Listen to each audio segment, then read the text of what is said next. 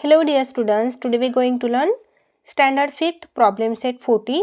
Write the following fraction as decimal fraction. आपल्याला जे दिलेले स्पेलिंग मध्ये फ्रॅक्शन आहे यांना डेसिमल पॉइंट मध्ये कन्वर्ट करायचं आहे, डेसिमल फ्रॅक्शन मध्ये कन्वर्ट करायचा. फर्स्ट एक्झाम्पल आहे 2.5.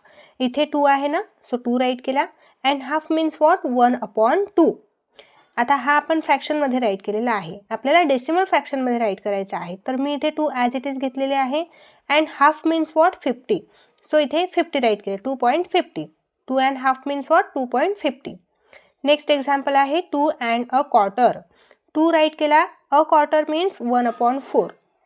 सो 1/4 हे आपल्याला डेसिमल पॉईंटमध्ये कन्वर्ट करायचं आहे, तर 24 व्हॅल्यू येणार आहे. सो हे 2 ॲज इट इज घेतले, पॉईंट राईट केला आणि 25. 2.25 मीन्स 2.25. नेक्स्ट आता एक्झाम्पल नंबर 3 2.75. सो हे 2 ॲज इट इज इथे राईट करून घेतले. 3 quarters means 3/4. Okay, 3/4 means what 75. जर आपल्याला डेसिमल पॉईंटमध्ये राईट करायचं आहे तर 75 असं आपल्याला राईट करावं लागेल. सो 2 इथे घेतला, 0.75. 2.75 मीन्स 2.75. ओके, 10.5.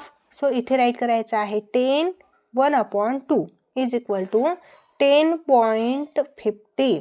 हे लक्षात ठेवायचं आहे, हाफ मीन्स 50. सो इथे आधीचा नंबर 10 असेल तर 10 राईट करून घेतला आणि half means 50, 2.50. Next example 14.75. So 14 as it is write करून घ्यायचं आहे. आता 3 क्वार्टरसाठी आपण काय यूज केला होता, 3/4. याचं कन्वर्जन कसं येणार आहे, 14.75. 3/4 3 क्वार्टर, 3 क्वार्टर मीन्स 75. हे तुम्हाला लक्षात ठेवायचं आहे. सिक्स्थ एक्झाम्पल आहे 16.3. सिक्स्थ एक्झाम्पल आहे 16.25.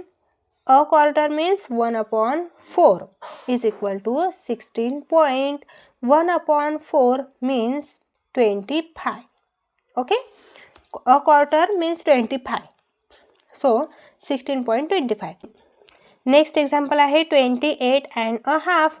28.5 आहे तर 1/2 इज इक्वल टू 28.1/2 म्हणजे हाफ आहे, तर हाफ हे 50 असतात, म्हणून 28.50 आहे ना. इझी.